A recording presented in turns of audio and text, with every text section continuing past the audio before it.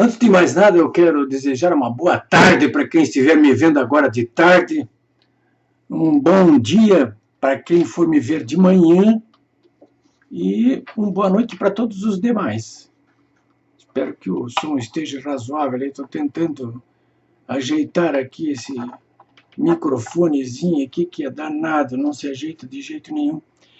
Mas, enfim, olha, a temperatura aqui em Porto Alegre hoje, nesta quarta-feira, dia 17 de junho, são 4 horas da tarde, a temperatura é amena. Vocês podem ver aqui, ó, estou com camisa de manga curta aqui, boné e céu azul, sol claro, Porto Alegre, temperatura muito amena. Nos últimos dias a temperatura estava quase a zero, agora de repente passa para mais de 20 aqui, por isso que se costuma dizer que esse clima aqui do Rio Grande do Sul, sobretudo no inverno, é para macho, né? Tem que ser muito macho aqui. É por isso que eu digo e repito aqui que no Rio Grande do Sul todo mundo é macho, né? O homem é macho, mulher é macho, bicho é macho, tudo é macho. Para enfrentar essa temperatura aqui, não é brincadeira. Bom, senhores, vocês devem conhecer aquele jogo de quem piscar primeiro perde, né? Nesse entrever essa queda de braço que nós estamos olhando em relação ao cenário político brasileiro nesse momento aí, quem piscar primeiro vai perder aí. Quem é que vai piscar primeiro? O Bolsonaro vai piscar primeiro? Ou o Supremo vai piscar primeiro? O epicentro da crise política que nós estamos vendo hoje no Brasil é, com certeza, o Supremo Tribunal Federal. Esse é o epicentro da crise, né? Enquanto não houver um desmonte da Corte Suprema, que foi o que soprou de entulho da velha política, aqueles 11 ministros, todos foram nomeados aí pelos governos lulopetistas, pelo Temer, pelo Sarney, pelo Collor, pelo Fernando Henrique. Os 11. Tem a maioria formada ali completamente alinhada com a velha política. E eles estão trabalhando de maneira intimamente carnal com uma maioria formada dentro do Congresso Nacional, porque lá foi removido boa parte do entulho da velha política, mas não todo. Esse pessoal está unido, todo ele ali, com o apoio da mídia, dos empresários patrimonialistas, estão todos unidos aí contra o governo Bolsonaro, né? Que é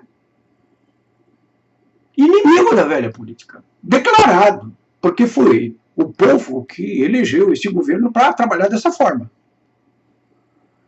A cada dia que passa, o que nós estamos vendo aí é a emergência de um enfrentamento que é promovido agora de dentro do Supremo Tribunal Federal, de modo assintoso, confrontando a autoridade do governo e a autoridade do próprio presidente da República.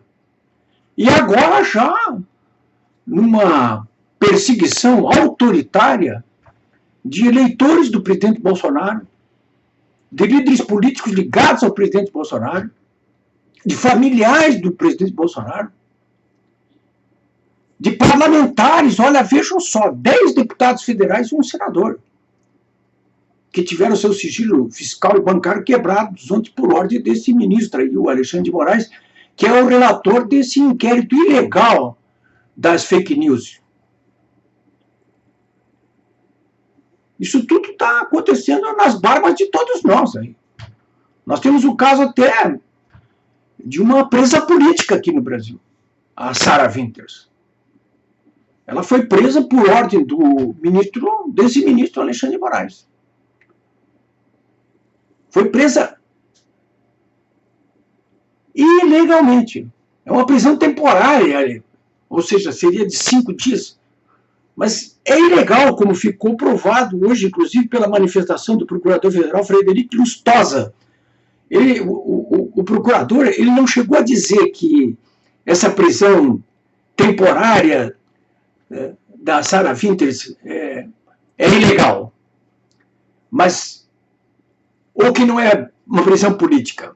Mas vejam bem, eu publiquei, inclusive, os principais termos da manifestação desse procurador ao Supremo Tribunal Federal, concordando até em processar a Sarah Winters por ofensas, injúria, calúnia, difamação contra o ministro do Supremo Tribunal Federal. Mas deixou claro ali no arrazoado dele que não concorda em pedir a prisão preventiva, que é aquela prisão que fica ali um tempão preso. Né?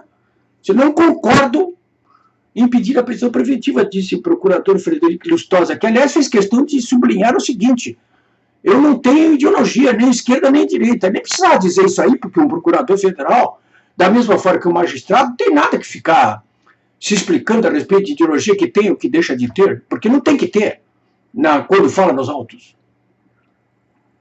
Mas, enfim, o que ele disse claramente é isso aí. Olha, não vou pedir a prisão preventiva dela. Por quê? Porque, segundo ele, ela é protegida pelo artigo 5º da Constituição Federal, que assegura a liberdade de expressão para todos os brasileiros. E ele escreveu ali com todas as letras que as alegadas ameaças, entre aspas, aos ministros do Supremo Tribunal Federal, por parte da Sarah Winters, não passam de elucubração de mentes perturbadas, para dizer o mínimo. Porque ela não fez isso aí. Não houve sequer o início de execução de qualquer ameaça. O que ela disse foi, olha, se eu encontrar com esse ministro Alexandre de Moraes, aí a gente pode até trocar socos. Ficou por isso aí. Muito mais grave foi aquele procurador-chefe da PGR, não sei se lembram, que chegou a dizer com todas as letras que foi armado para dentro do Supremo Tribunal Federal para matar o ministro Gilmar Mendes. O que houve com ele? Nada. Ele disse que foi para lá, para o Supremo, armado para matar o ministro do Supremo Tribunal Federal. Aconteceu alguma coisa? Nada. E o Alexandre de Moraes se atreve a prender agora essa ativista bolsonarista, que é a primeira presa política no atual governo, não do atual governo, mas presa política do Supremo Tribunal Federal. A Sarah Winters, portanto, deixou o procurador Frederico Lustosa deixou claro ali quando ele afirmou que ela tem a garantia da proteção do artigo 5º da Constituição Federal, ou seja, ela pode ter garantido o seu direito de livre expressão, quando ele diz que esse direito está sendo violado porque o ministro Alexandre de Moraes decretou a prisão temporária dela por 5 dias, quando ele diz isso, ele automaticamente está dizendo que o ministro operou de modo ilegal em relação a essa prisão aí. E que se trata de uma prisão política, evidentemente. Ou seja, a Sarah Winters tem que ser libertada imediatamente. Houve até um leitor meu, hoje, que sugeriu o seguinte para mim, disse, olha, Políbio, eu acho que está na hora do presidente Bolsonaro mandar a polícia do Exército entrar lá dentro da prisão dela está, na Polícia Federal, e tirar, e resgatá-la de lá. Porque a prisão dela é completamente ilegal. Né? E tratar de prender o ministro que cometeu essa ilegalidade, e não ela. Olha, vejam só, eu não vou tão longe, claro, mas tem esse registro que está sendo feito aí. Né?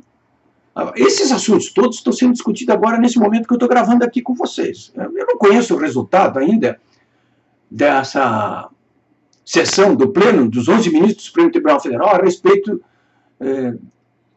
desse inquérito das fake news. Né? Que esse Pleno aí foi convocado a pedido do ministro Edson Fachin, porque ele tinha que falar a respeito do pedido da PGR para legalizar esse inquérito aí. Porque esse inquérito aí foi estabelecido ilegalmente por decisão monocrática do presidente do Supremo, com base no regimento interno. Ele fez uma leitura completamente estrambólica do regimento interno. Pela Constituição Federal e pelas leis, cabe ao Ministério Público iniciar esse tipo de investigação e de inquérito, e não ao magistrado, seja ele de que esfera for. Ou seja, o ministro Dias Toffoli foi muito além das chinelas, e o ministro que ele escolheu para relator desse caso, para conduzir o inquérito, está indo aí, está muito mais do que além dos chinelos, né? Eu não tenho dúvida de que esse pleno do Supremo Tribunal Federal, hoje, vai legalizar esse inquérito aí, vai dizer, não, ele é constitucional, ou seja, vai constitucionalizar uma situação totalmente ilegal, né? Primeiro isso, né? O segundo caso que eu quero analisar com vocês, ainda no âmbito dessa sessão de hoje do Supremo Tribunal Federal, que vai certamente entrar no registro da história como um dia de opróbrio, de vergonha, de ignomínia. Segundo caso, é o que os ministros já decidiram, inclusive nesse momento que eu estou falando com vocês aqui, que é a decisão de manter nesse inquérito aí a presença do ministro da Educação, Abraham Weintraub. Eles estão louquinhos para tirar o Weintraub, né? Na verdade, é uma escalada, né? Hoje tirou o Weintraub, ontem tirou o chefe da Polícia Federal. Na verdade, eles querem tirar o Bolsonaro. Bom, senhores, nesse departamento aí do Supremo Tribunal Federal, o que eu tinha para dizer para vocês hoje é isso aí. Essas são as informações e é o que eu penso a respeito disso aí, né? É isso aí. Agora, e daí? Eles vão continuar promovendo essas tropelinhas do Supremo Tribunal Federal? Ele vai continuar cutucando a onça com vara curta? Tem tanto poder assim o Supremo Tribunal Federal, aliado aí, carnalmente, como eu já disse, com o Congresso e garantido pelo apoio da imprensa tradicional, dos empresários patrimonialistas, dos corruptos do lulopetismo e de setores fisiológicos da política, o eixo do mal. Isso vai continuar. Os eleitores do Bolsonaro e os democratas e patriotas estão, cada dia que passa, mais alarmados com essa escalada do Supremo Tribunal Federal em direção à jugular do presidente Bolsonaro. E a cobrança de uma reação por parte do presidente e do governo é cada vez maior, porque, afinal de contas, neste momento, quem é que o Supremo Tribunal Federal está mandando prender? Ativistas políticos bolsonaristas. Quem é que o Supremo Tribunal Federal está intimidando com oitivas e com mandados de execução de buscas e apreensões, de quebra de sigilo bancário e fiscal?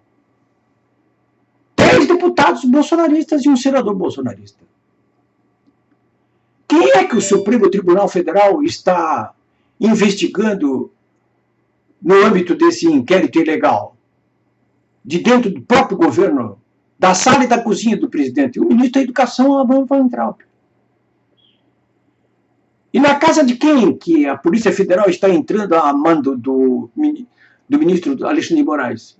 Nas casas de líderes bolsonaristas, de jornalistas, inclusive, como o Alan dos Santos, que nas últimas 4 semanas já teve a casa invadida 2 vezes pela Polícia Federal a mando do ministro Alexandre de Moraes.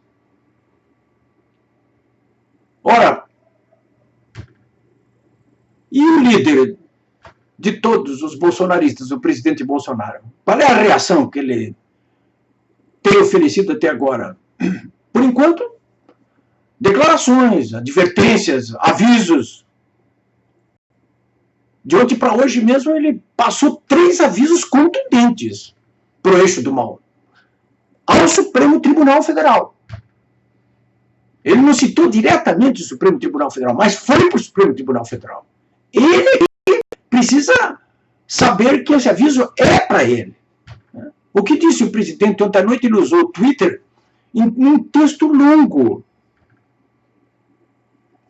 denunciando que direitos estão sendo violados por ordem do ministro Alexandre de Moraes, com a conivência dos demais ministros do Supremo Tribunal Federal e com o apoio da maioria formada dentro do Congresso Nacional, inclusive na mídia, por todo o eixo do mal.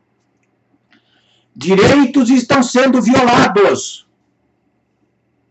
Direitos garantidos pela Constituição, pela lei, como esse da liberdade de expressão que está consagrado ali no artigo 5º da Constituição Federal.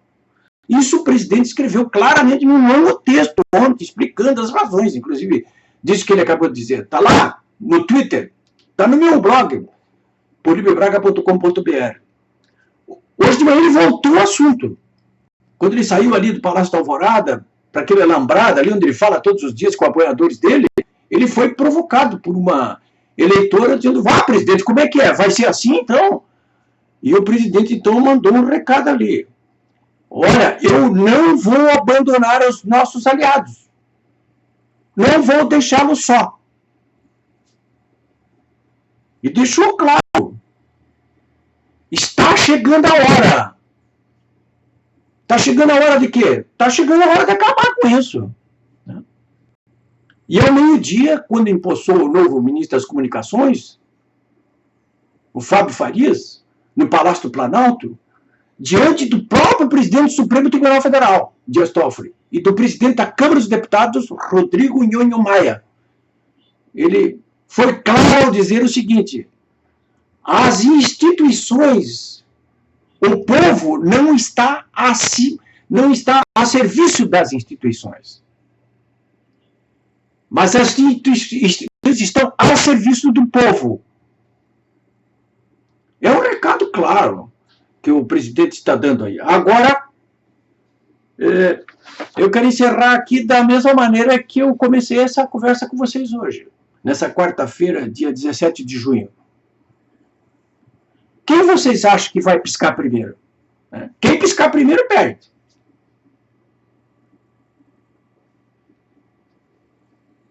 Respostas para o meu e-mail, polibio@polibiobraga.com.br. Ou, se quiserem se comunicar comigo, aí através do meu WhatsApp, 984344403, código de área 51. Eu tinha até, num determinado momento, aí, quando estava me preparando para conversar com vocês essa tarde aqui, eu tinha pensado naquela marcha com tochas que fez a Sarah Winter ali nas imediações do Supremo Tribunal Federal, e que tanto inquietou os ministros do Supremo Tribunal Federal, porque certamente eles achavam que eles estavam sendo ameaçados, né, de serem enfiados numa fogueira de vaidades. Eles ficaram bravos com aquela tocha. A marcha de tocha acesa. Essa gente nem sabe que aquilo ali foi uma marcha ao flambeau, que há centenas de anos são usadas para manifestações religiosas, políticas, culturais e de toda ordem. Não passou disso aí. Mas eles não aprenderam nada, né? E também não esqueceram nada. Por enquanto, pelo menos. É isso aí, senhores.